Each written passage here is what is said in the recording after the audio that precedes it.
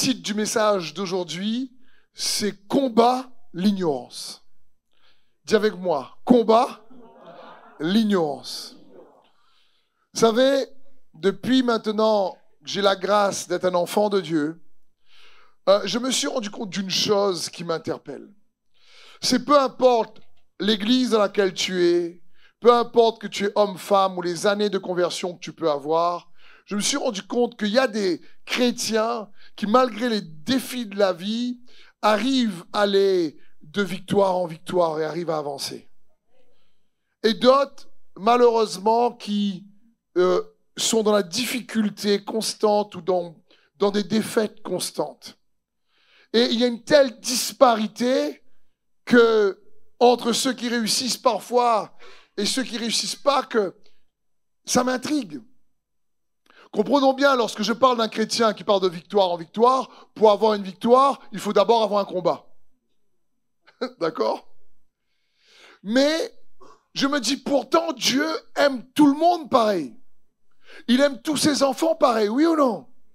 Donc, qu'est-ce qui fait que s'il aime tout le monde pareil, certains vont de victoire en victoire et d'autres de déboire en déboire?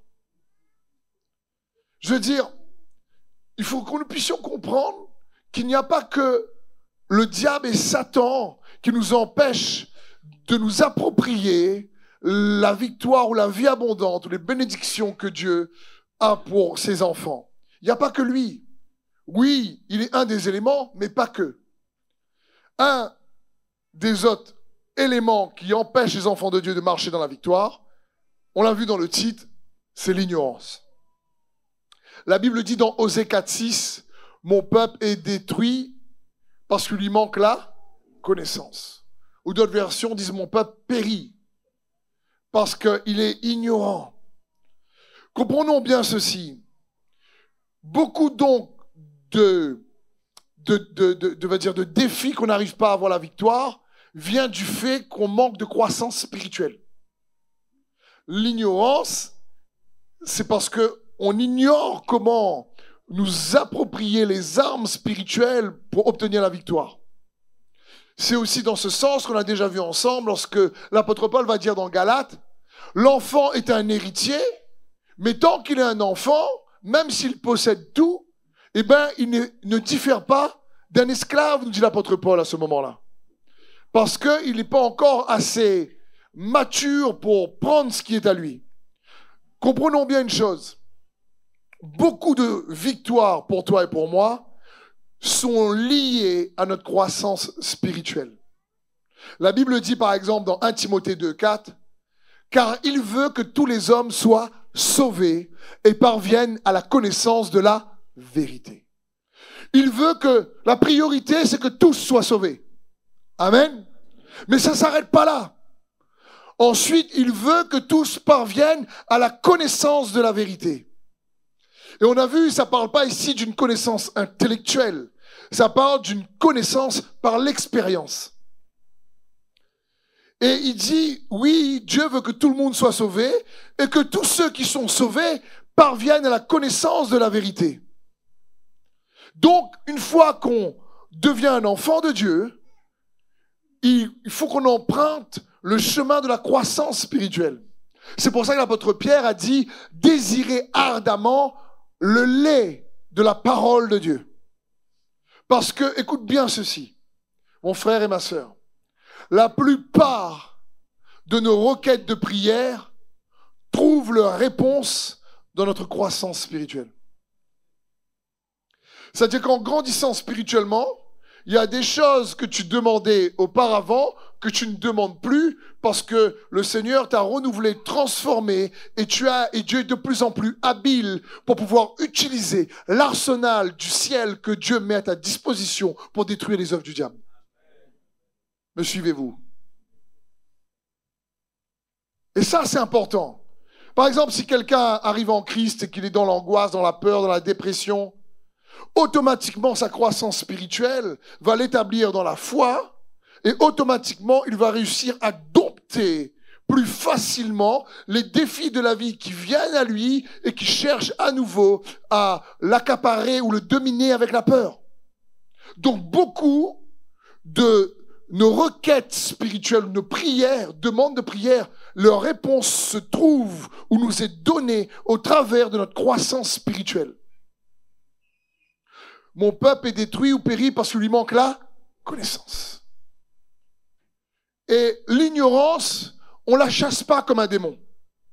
On va dire dans le nom de Jésus, ignorance sort. Ça ne marchera pas comme ça. L'ignorance, il faut aller chercher, il faut être intentionnel pour la combattre.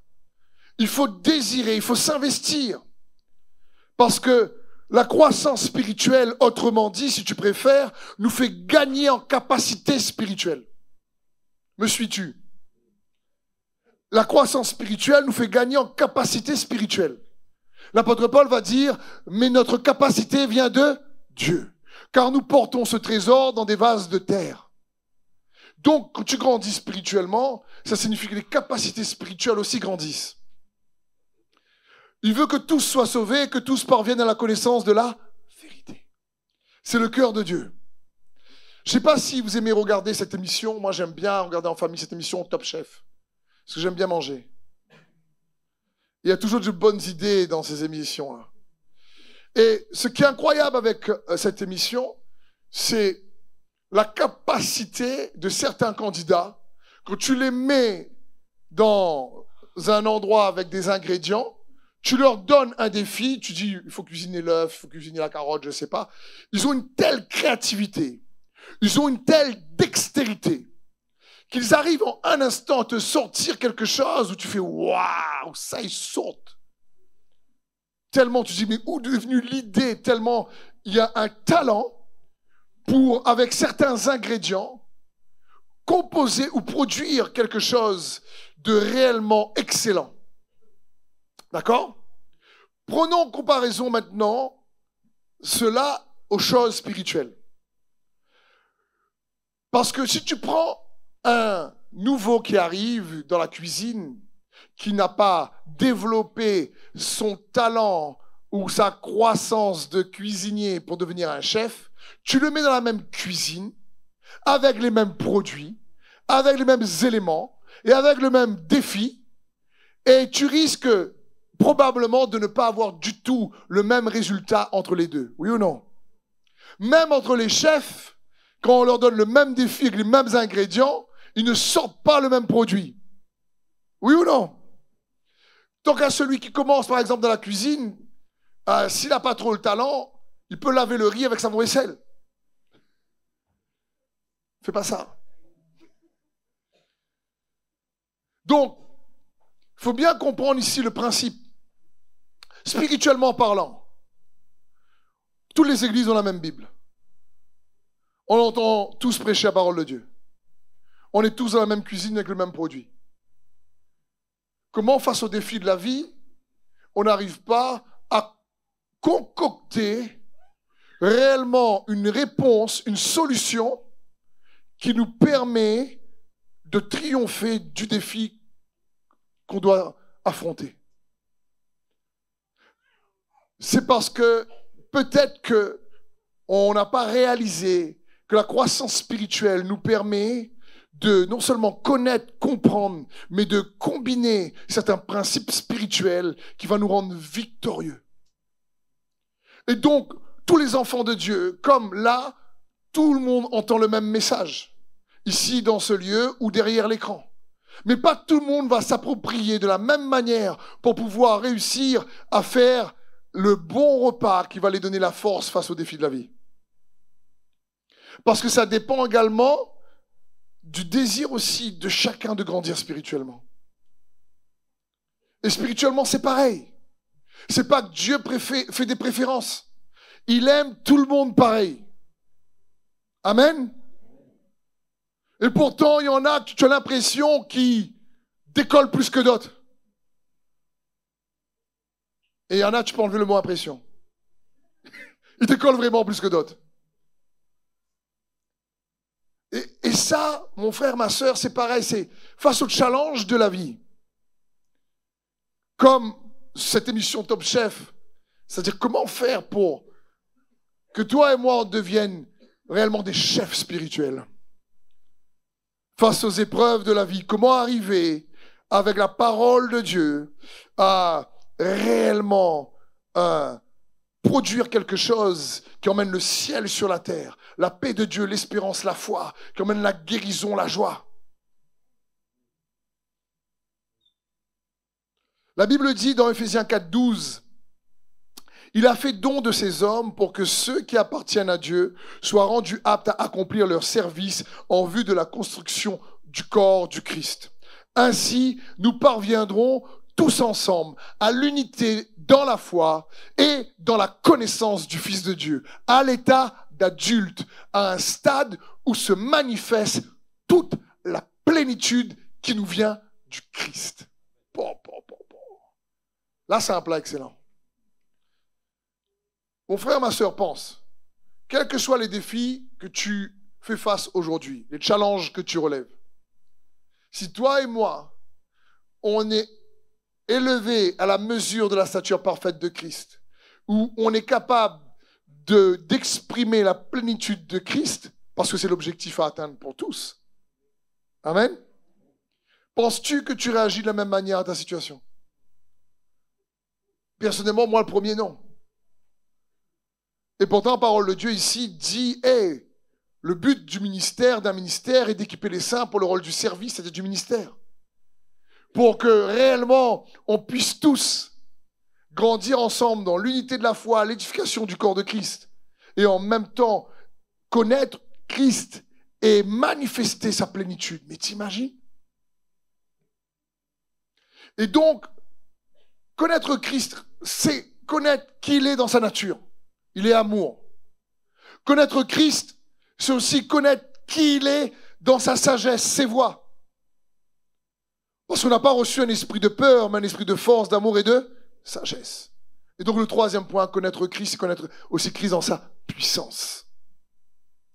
Pouvoir manifester une plus grande mesure de sagesse qui vient de Christ, de puissance qui vient de Christ, d'amour qui vient de Christ. C'est possible. Et de faire une cuisine avec ces trois ingrédients. C'est possible. Dieu invite ses enfants. C'est pour ça que je veux t'inviter, moi, parce que Dieu nous invite, nous, à combattre l'ignorance. Qui ne va pas partir juste parce qu'on a prié, mais qui va demander du temps. Comme vous le faites aujourd'hui en prenant du temps pour écouter sa parole. Et qui m'offre l'opportunité de vous encourager avec sa parole. Et en essayant, avec tous les ingrédients que j'ai de la parole, de vous servir un bon repas. Mais comme je l'ai déjà dit, je ne peux pas manger pour vous. Et comprends bien, le désir de Dieu, c'est qu'on puisse expérimenter la vie abondante de Jésus-Christ. Jean 10:10, le voleur ne vient que pour dérober et détruire. Mais moi, je suis venu, nous dit Jésus, pour vous donner la vie et la vie en abondance. Et ça ne parle pas ici de la vie physique. Parce qu'il parle encore une fois à des gens physiquement vivants. Ça parle de la vie spirituelle d'en haut, vivante et vivifiante. Riche en paix, riche en joie, riche en amour, riche en espérance. Amen. Mais Ephésiens 4:18 nous dit, ils ont l'intelligence obscurcie. Ils sont étrangers à la vie de Dieu à cause de l'ignorance qui est en eux, à cause de l'endurcissement de leur cœur. Ce verset, je trouve flippant. Parce que la Bible dit, ils sont étrangers, c'est-à-dire qu'ils ne peuvent pas expérimenter la vie de Dieu, l'amour, la paix, la joie. Pourquoi? À cause de l'ignorance. Pas parce que Dieu ne veut pas, ou pas parce que Dieu les aime pas, ou pas parce que le diable est trop fort. À cause de l'ignorance. Et donc, c'est pour ça que je t'invite à combattre l'ignorance. Pour chercher plus que jamais à t'approprier la victoire en Christ Jésus. Et pour combattre l'ignorance, on a besoin de la lumière de sa parole. Amen. Parce qu'on a déjà vu ensemble dans Jean 1, verset 5, dans la parole, en elle, il y avait la vie, et la vie était la lumière des hommes. Et il est bon de le répéter. Et je veux le dire plus souvent, même s'il le faut. Dieu ne parle pas juste français, anglais, hébreu ou grec, Dieu parle lumière. En elle était la vie et la vie était la lumière. Une lumière qui chasse les ténèbres. Une lumière qui a des effets bénéfiques pour toi et moi. En nous. Parce que quand on combat l'ignorance, c'est pour arriver à augmenter la mesure de lumière qu'on a en nous. Mais cette mesure de lumière en nous a des effets et des fruits qui se voient. Amen. Lorsque Dieu dit, Jésus nous dit à toi et moi, vous êtes la lumière du monde. Un verset connu aussi qui va dans ce sens, c'est Isaïe 60 au verset 1. La Bible dit, lève-toi et brille, car ta lumière arrive et la gloire de l'Éternel se lève sur toi. Lève-toi et brille. Ça veut dire quoi? La gloire de Dieu ne se révèle que dans la présence de la lumière. Pas de lumière, pas de gloire de Dieu. Lève-toi et brille. Je vais essayer, permettez-moi, de dire autrement ce verset. C'est comme si ce verset nous encourageait, nous disait ceci. Réveille-toi, sors de ton lit, où la dépression t'enveloppait comme une couverture, où les circonstances difficiles te clouaient comme sur un matelas, t'empêchant de vivre une vie nouvelle et palpitante. Brille pour la gloire du Seigneur, car sur toi, il veut mettre les projecteurs en manifestant sa gloire au travers de ta vie. Voilà ce que signifie ce verset. Il est en train de dire, écoute, lève-toi et brille. Dieu veut manifester sa gloire, mais il a besoin que tu réalises que sa lumière vient, elle est là, il faut que tu la saisisses. Dans le psaume 36, verset 10, la Bible dit, c'est dans ta lumière que nous voyons la lumière. Car chez toi est la source de la vie. C'est dans ta lumière que nous voyons la lumière. Il y a deux lumières. C'est dans ta lumière que nous voyons la lumière que tu as mis en nous. On a besoin de voir sa lumière pour connaître réellement cette lumière qu'il a mis en nous. Si vous préférez, et on aura l'occasion, peut-être si Dieu permet, de plus développer ça une autre fois, mais la lumière est composée de 3 manières de faire. Écoutez bien ceci. La lumière est composée de la révélation, c'est-à-dire la connaissance spirituelle. Tu sais quoi? Mais ce n'est pas suffisant. La lumière est aussi composée de la compréhension. Tu sais pourquoi. Ça arrive souvent bien après. Et encore, ce n'est pas suffisant. La lumière est composée de l'application. C'est tu sais comment. Et là, on a du boulot. Shadrach, Meshach et Abed-Nego, les amis de Daniel dans les Écritures, avaient compris cela. La Bible dit dans Daniel 1,17, Dieu accorda à ces 4 jeunes gens le savoir, la révélation, la connaissance et la compréhension de toute la littérature et de la sagesse. Il savait l'appliquer. De plus, il a rajouté une couche pour Daniel. Daniel savait interpréter toutes les visions et tous les rêves. Daniel savait interpréter toutes les visions et tous les rêves. Il y avait déjà une connaissance, je sais quoi. Il y avait une compréhension, je sais pourquoi. Il y avait une sagesse, je sais comment l'appliquer. Mais en plus, j'ai l'onction prophétique qui sait anticiper et discerner ce qui va arriver. C'est juste magnifique. Et vous savez que Daniel, Shadrach, Meshach et Abed-Nego étaient dans une alliance inférieure à vous et moi. Vous savez qu'ils ne bénéficiaient pas du sang de l'agneau. Vous savez qu'ils n'étaient pas une nouvelle créature comme toi et moi. Vous savez que la Bible dit que nous avons reçu les meilleures et les plus grandes promesses. Et qu'eux, ils n'avaient pas reçu ça.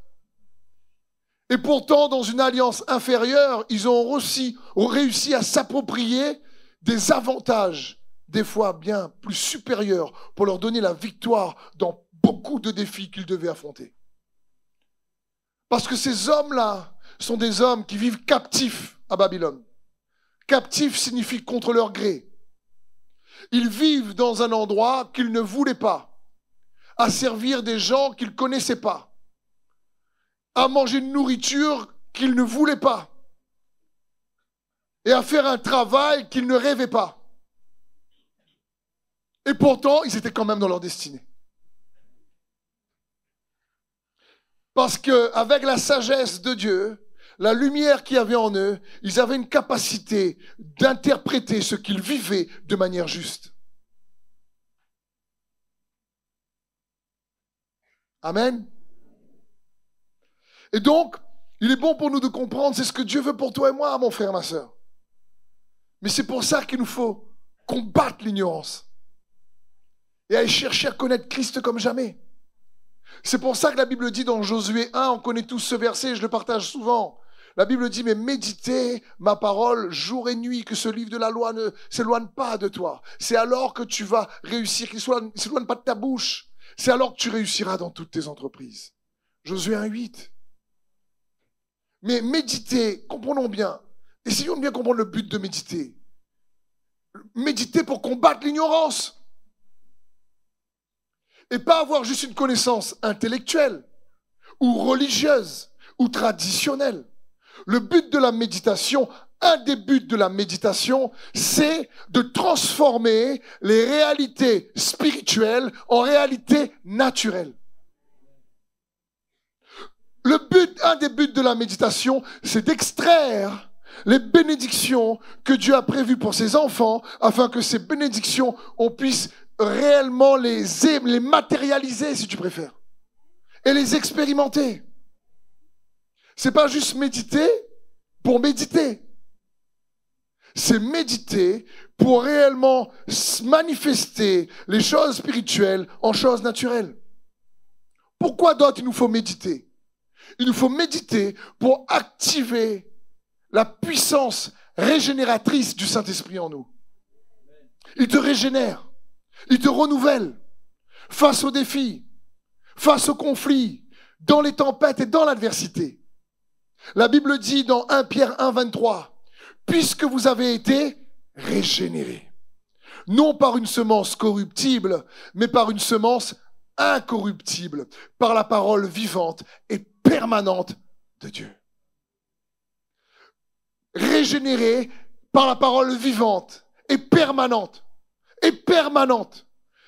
Donc c'est quoi la régénération? Pour bien comprendre, écoute bien ceci, mon frère et ma sœur. C'est pas juste lorsqu'on a reçu le salut. Elle est permanente. Donc la régénération, c'est quoi? Elle commence par la nouvelle naissance. Lorsque on accepte Jésus-Christ comme Seigneur et Sauveur. La Bible dit qu'on devient une nouvelle créature. On naît de nouveau. L'Esprit naît de nouveau. Et est qualifié pour être en communion avec le Saint-Esprit. Donc ça commence par la nouvelle naissance. Et se poursuit, écoute bien ceci, par le renouveau que produit le Saint-Esprit en nous et qui nous transforme en la personne que Dieu veut qu'on soit. Une régénération, si tu préfères, qui fait en sorte que de l'état spirituel mort que nous étions dans certains domaines, le Saint-Esprit régénère et ramène la vie nouvelle de Christ. En activant, quoi? Notre nouvelle nature en nous. Régénérer. Celui qui est en Christ est une nouvelle créature. Les choses anciennes sont passées et toutes choses sont devenues nouvelles, nous dit la parole de Dieu. Ça parle de... C'est comme quand... Je suis persuadé que la plupart d'entre nous, on a vécu ça. C'est le jour où réellement tu dis, Seigneur Jésus, je choisis de croire en toi, je te donne ma vie, je crois que tu es Seigneur dans mon cœur, je déclare de ma bouche que tu ressuscitais des morts. Et quand tu as fait ça, il y a une régénération. Et du coup, il y avait des choses mauvaises que tu faisais naturellement qui d'un coup te paraissent pas naturelles. Oui ou non? Il y avait des choses bonnes que tu faisais pas naturellement et qui d'un coup te paraissent naturelles. Oui ou non? Pourquoi? Parce que la régénération active la nouvelle nature. Mais ça doit être quelque chose de permanent. Parce que la Bible est claire. La Bible, l'apôtre Pierre dit, fuyez les convoitises du monde qui fait la guerre à l'âme. Parce que par nous-mêmes, on n'y arrivera pas. Mais le but de la méditation est d'activer la régénération. Pour que la lumière chasse les ténèbres. Et que par sa grâce, on ait la force de faire différemment. Quand le Seigneur m'a régénéré, c'était plus facile pour moi de pardonner. Au départ, j'avais d'abord envie de claquer, après je pardonnais. Je tape d'abord, je pardonne après. Et puis quand le Seigneur a régénéré, je me dis, mais c'est pas bon de faire ça. Mais il n'y a pas besoin de dire, tu sais que c'est pas bon, parce qu'il a activé la semence incorruptible de sa personnalité, de son caractère, de sa nature en toi. C'est pour ça que la Bible dit dans 2 Pierre 1,4, lesquels nous assurent de sa part les plus grandes, dis avec moi les plus grandes, et les plus précieuses, dis avec moi les plus précieuses, promesses, afin que par elles vous deveniez participants de la nature divine. Comment on devient participant de la nature divine? En fuyant la corruption qui existe dans le monde par la convoitise. C'est pas pour les pasteurs, ça. C'est pour les enfants de Dieu, ça. Pasteurs, bien sûr, y compris, mais pas que, justement. Donc, quand quelqu'un veut nous dire, mais la vie chrétienne n'est pas une vie avec de grandes promesses ou vraiment une vie où Dieu veut nous bénir, c'est faux. Ça ne veut pas dire qu'il n'y a pas de difficulté, ça ne veut pas dire qu'il n'y a pas de défi, mais ça signifie que malgré ça, ces promesses sont les plus grandes et les plus précieuses que celles de Shadrach, Meshach et Abednego et même Daniel. Plus précieuses pour nous permettre de participer à sa nature divine. Le but de méditer, c'est aussi d'activer cette régénération qui nous permet réellement de participer à la nature divine de Christ. Parce que par exemple, pour pardonner et bénir son ennemi, tu vois si la nature de Christ n'est pas activée là? Déjà pardonner, bénir à un autre niveau encore. Après tout le mal qu'il m'a fait, tu veux que je vais déjà pardonner? Déjà quand tu te pardonnes, tu fais du bien à toi-même. Donc pardonne un coup. C'est simple, celui qui s'aime lui-même pardonne. Celui qui ne s'aime pas lui-même pardonne pas. Parce que pardonner aux autres, c'est s'aimer soi-même. Parce que quand tu pardonnes aux autres, tu te fais du bien à toi, même si l'autre n'est pas là avec ça. Du verbe, pas là avec ça.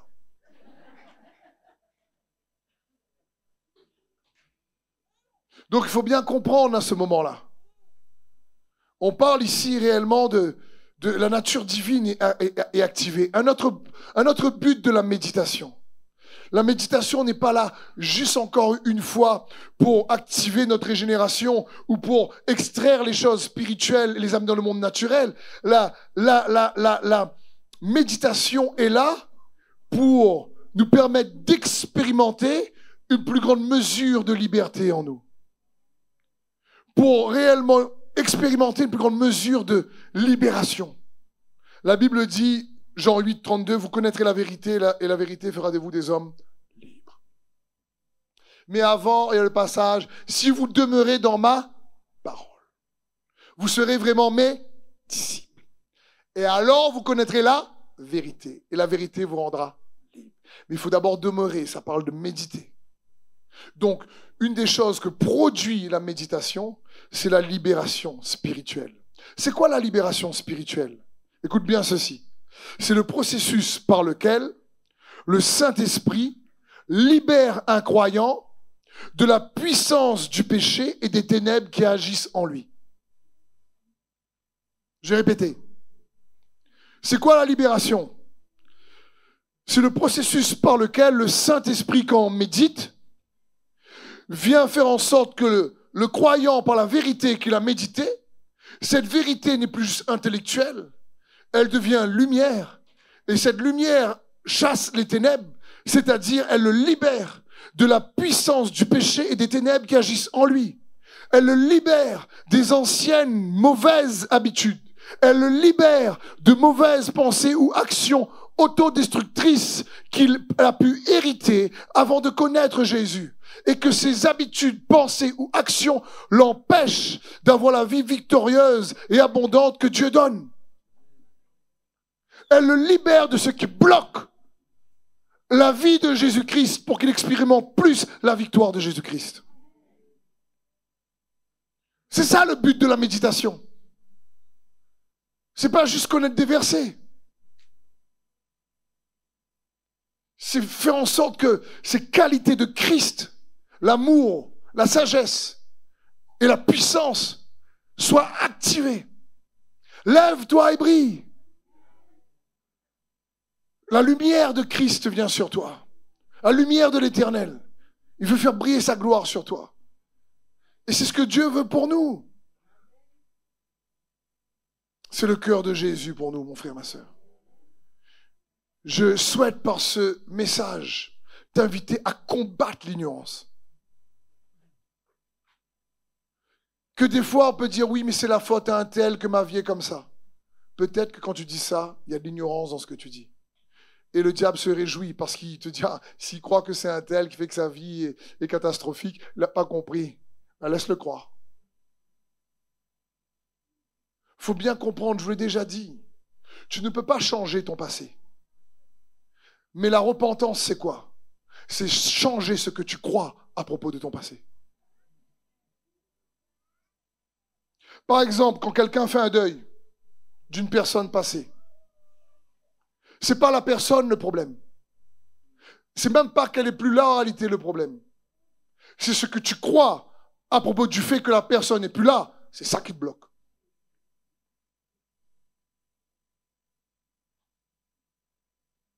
Me suivez-vous?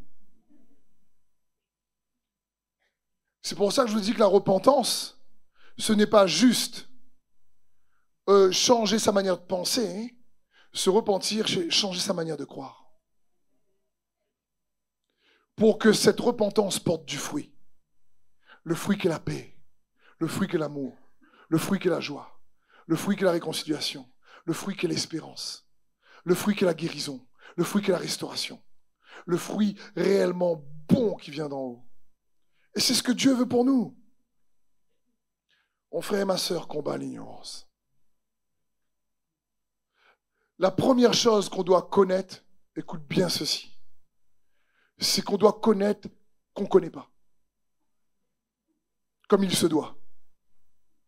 L'apôtre Paul a dit, lui qui a écrit les 1/3 du Nouveau Testament, il a dit, celui qui croit connaître ne connaît pas encore comme on devrait vraiment connaître. Parce que tant qu'on est sur terre, c'est partiel. Donc on a de la marge. Hein. Moi comme vous, frères et sœurs. Hein. On a de la marge pour aller chercher à connaître Christ plus. Amen. Parce que sa parole est efficace. Sa parole est plus tranchante qu'une épée quelconque à double tranchant, nous disent les Écritures.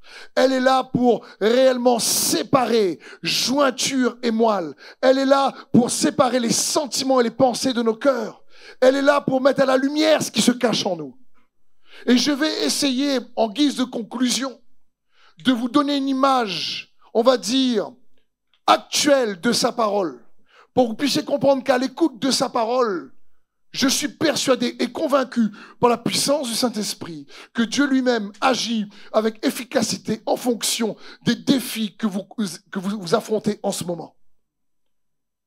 Et pour ça, je vais prendre un exemple qui va, je suis sûr, parler à la plupart d'entre vous. Et je vais commencer par une question. Qui a déjà pris un antibiotique? Levez la main. Et là, vous dites, mais quel rapport? Vous allez voir le rapport dans un instant. Un antibiotique, j'ai vérifié avec Charles en plus, donc ce que j'ai dit au premier culte était bon. Hein? Ah, merci Charles.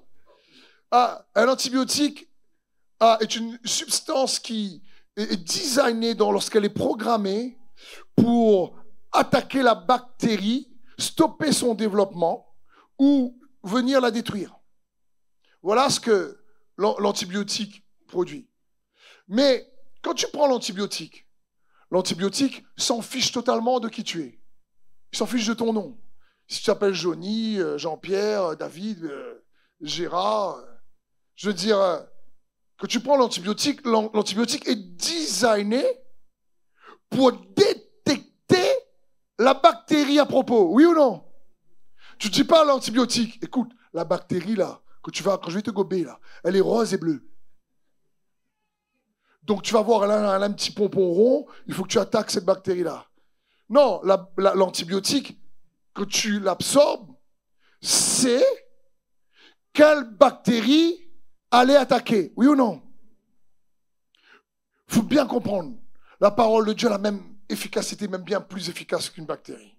C'est-à-dire, quels que soient les défis ou les problèmes que tu rencontres, lorsque tu entends, tu reçois la parole de Dieu avec foi, tu crois qu'elle n'est pas capable d'aller détruire en toi et moi tout ce qui se dresse contre la volonté de Dieu? Parce que le but de la parole de Dieu est de nous permettre d'accomplir la volonté de Dieu.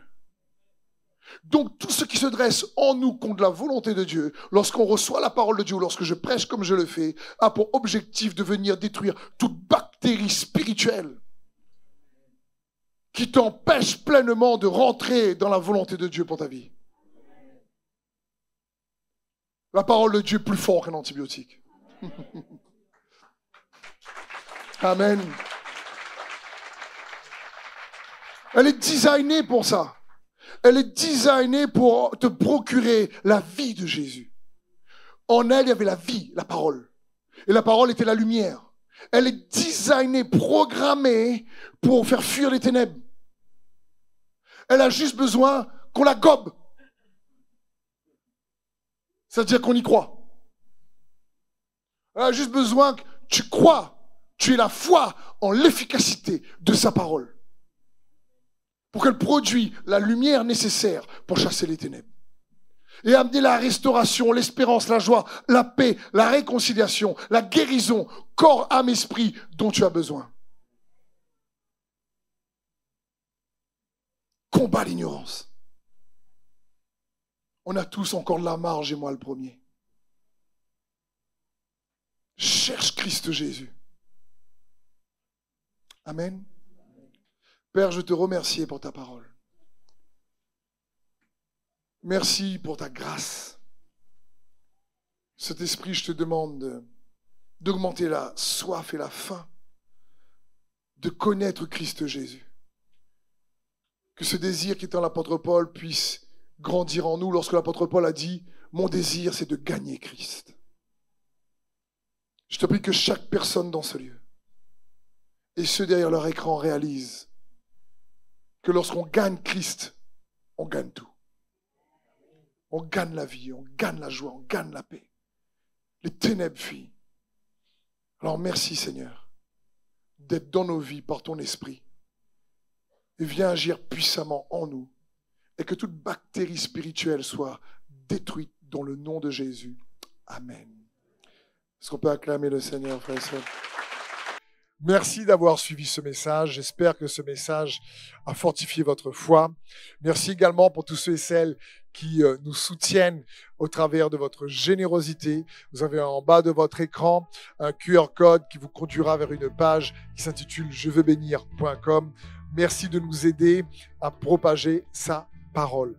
D'ailleurs, si ce message a fortifié votre foi et que vous connaissez quelqu'un de votre entourage qui aurait besoin de l'entendre, n'hésitez pas à lui partager ce message. Aussi, je vous encourage, si vous le souhaitez, à vous abonner à notre chaîne YouTube. Nous avons des messages nouveaux chaque semaine. Nous sommes aussi présents sur d'autres médias dont vous aurez donc les liens dans la description ci-dessous. En tout cas, merci de nous avoir suivis. Soyez bénis.